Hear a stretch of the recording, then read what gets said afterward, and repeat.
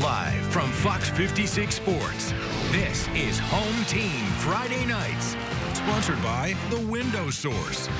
A beautiful fall feeling on this Home Team Friday Nights with a new face, Mr. Fisher. How you doing? Good, how are you? Oh, I'm doing great. Thanks for inviting me along tonight. Brandon Fisher, he's a guy that has been in this business for a while, Yeah. right? Please, tell the people. Yeah, for 10 You got a years. resume. For 10 years, I used to be a sports anchor at another station in town, and I've been in the sales department for about 10 years. So, they let the sales guy come back and do it. A little competition there, but hey, we're on first, right? We're on at 10:35. The others can take a back seat right now. You're with us. We're glad you're here. And there was a big matchup tonight that you had the pleasure of going to, right? It was fantastic. One of the better matchups tonight in the state. Let's get to it. GRC and Bryan Station, 2 4-2 teams, but Station's 2 losses were against Trinity and a weird loss to Franklin County. So they're real good. And #1 for Station, looking like #1 for Kentucky, a Ray Davis lookalike. This dude, Kalen Washington, is a good runner. Nice run bouncing outside after a big opening kickoff return. Coach Hawkins approves, sets up the play action game on the second drive. Quarterback Trenton Cutright rolls out.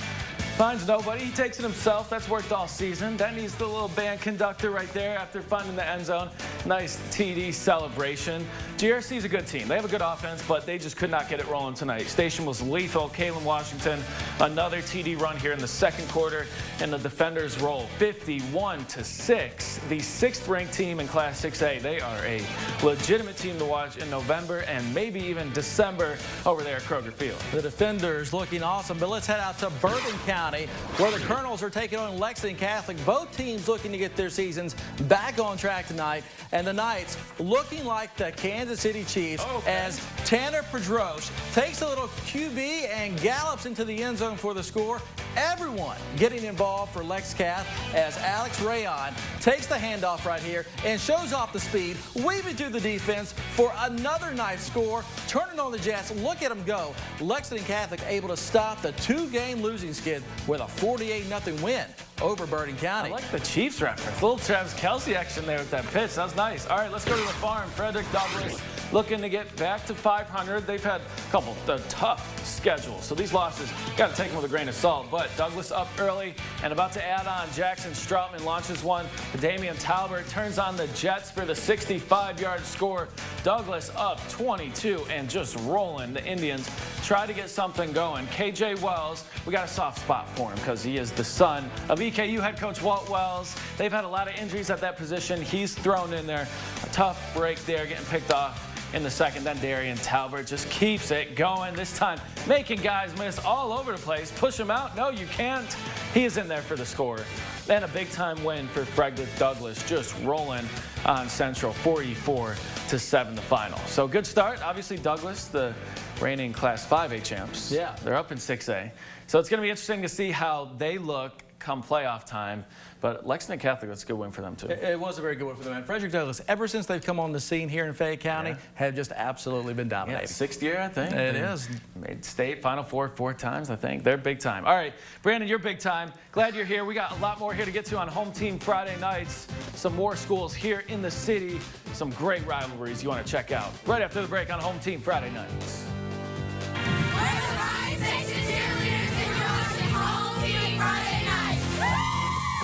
From Fox 56 Sports, you're watching Home Team Friday Nights.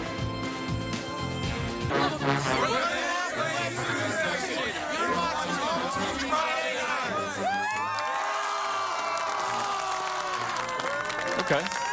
Nice energy. Yeah. I need a little more, though. A little more juice. It's fall. It's football. You know what? Everyone's on fall break. That's what it is. Yeah. Man, but still, I appreciate some of those student sections for showing out.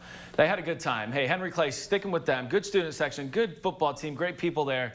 Head coach Demetrius Gay, they're trying to get things going, having a tough season. But we caught up with them for our Inside Access segment. Check it out.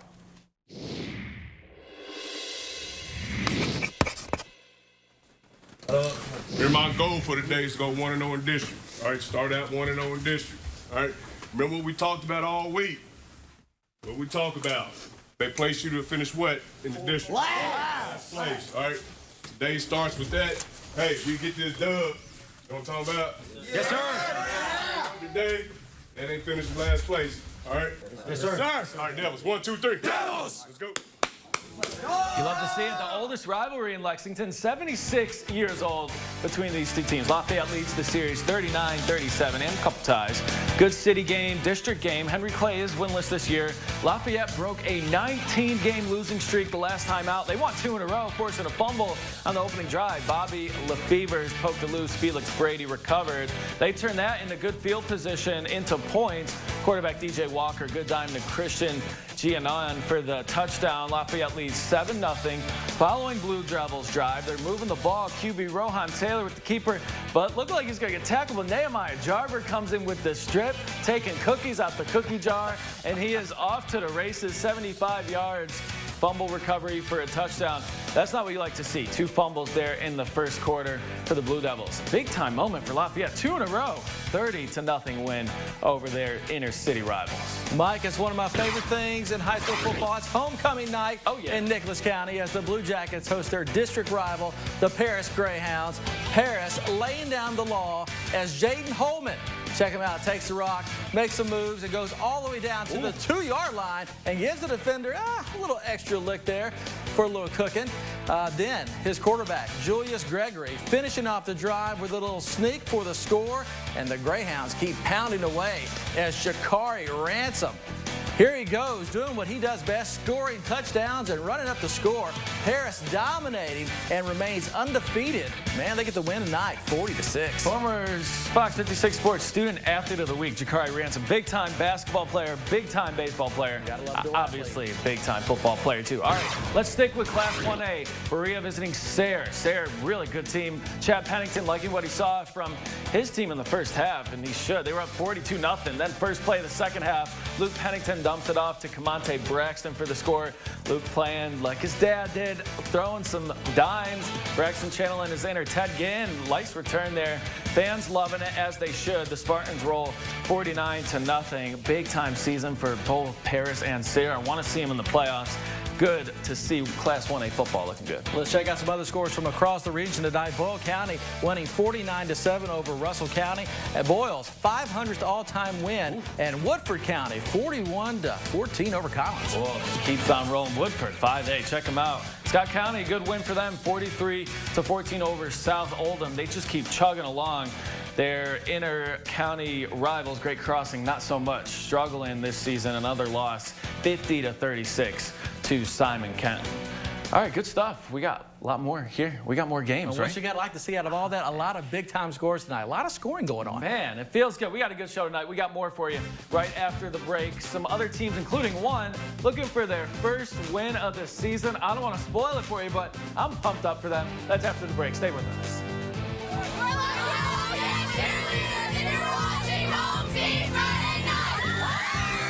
From Fox 56 Sports, you're watching Home Team Friday Nights. This is the Lafayette Student Section, and you're watching Home Team Friday Nights. Yeah!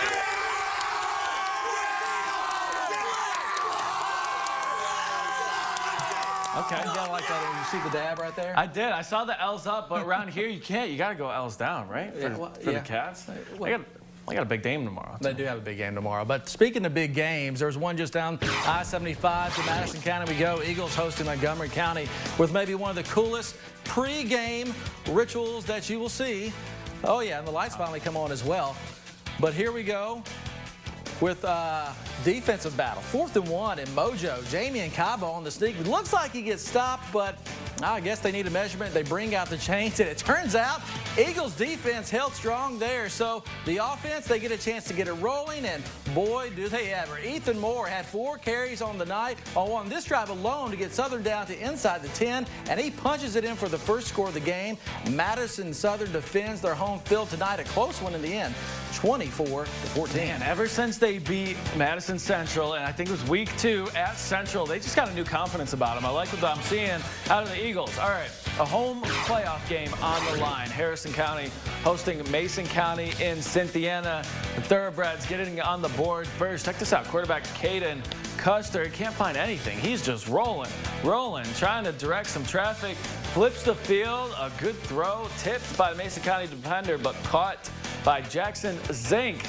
Now, they would have been just the extra point, 6-0 in the first quarter, but the Royals would crank it up. Quarterback Keyshawn Thomas takes the shotgun snap, finds the crease off the left side and runs it in from 9 yards out. Missed 2-point conversion. Tied at 6. Both teams are 4-2 in Class 4A District 5. Royals striking again before the half. Again, Thomas, this one from a yard out. Mason County goes up 13-7 in the second quarter, and they would roll. Our news director, Mark Glover, went to this game. He wanted it to be higher in the show. Not the best game, though. 40-13, a dominant win for Mason County. Well, it was a battle of the winless as East Jess hosts Anderson County tonight. Both are desperately searching for their first win of the season. After a quiet and scoreless first quarter, Anderson County's Eli Castle hits Colin Ballard with an 80-yard touchdown strike, where Ballard goes untouched to give the Bearcats their first points of the night. East Jessamine would respond with a forced fumble, but would fail to capitalize off the opportunity. Later in the second quarter, Dante Parker Morgan finds Isaac Johnson for a huge gain to give the Jaguars great field position. And guess what? East Jessamine gets their first win of the season, 14-6. Oh, yeah. Getting Getting that first W. Jags have been through a lot the last couple of years. We talk about it a lot on the show. A lot of sympathy for them. A lot happening. So great for them to get that win for Coach Bowling and the guys. All right, some other scores. Franklin County, woohoo, a close one. 29-28. This team has a legit shot to challenge Bullitt County here in Class 4A, but that is a close one over a really good Southwestern team. Danville losing 25-19 to Leslie County. Some other scores to get to. Pulaski County falling tonight 28-14, and the Wolverines getting blanked by Henry County. 36-0 is your final. That's tough for Western Hills. They started the season good. I think they started 3-0 or 4-0. Tough stretch here, but this is the middle of the season, right? This is where it gets tough. Sometimes things get tough. Sometimes they bounce back, but we'll just have to wait and see. Separates the men from the boys. All right. Well, East Jess, Dante Parker, he had a good play on Play of the Week last week. Good play right there. We have 3 really good ones to show you, and you get to vote which one will be your Play of the Week. You're going to check out the nominees right after the break as we wrap up Home Team Friday Nights. From Fox 56 Sports, you're watching Home Team Friday Nights. Welcome back into Home Team Friday Nights, everybody. Michael Epps, Brandon Fisher with us. He's in our sales department. He's helping us with our sponsorships, helping us pay the bills. Randy Bilby at the Window Source is very pleased tonight. Hey, absolutely. Hey, but it's good that you're here because we got to get that face on air. He's a handsome guy. All right, part of what you do is getting our Play of the Week segment sponsored. So let's get to those. Play number 1 here in that Frederick Douglass game. Darian Talbert takes the handoff and no, this one, I'm sorry. This was the pass down the middle. Darian Talbert, big time catch, tapping it to himself. Big time moment for a dominant Douglass win over earlier today over Madison Central. All right, play number 2 from the Lafayette game. Generals QB DJ Walker launching one over the middle to Kevin Amiri. What a catch there over 2 defenders and gets his face mask yanked. I mean, take another look. Mawson is defenders and takes a little extra licking at the end. That's a good catch and a good win for Lafayette. How about some good defense on play number 3? GRC trying to run up the middle, but Jason Hocker and Jalen Mayberry say no way for Bryan Station. A big time hit for the loss. That's play number 3. And of course, go to fox56news.com to make your vote. Yep, the voting will be on starting tonight, go through Tuesday. Brandon Fisher, Michael Epps, great show tonight. Thank you all for watching. Have a fantastic night and watch the Cats game tomorrow.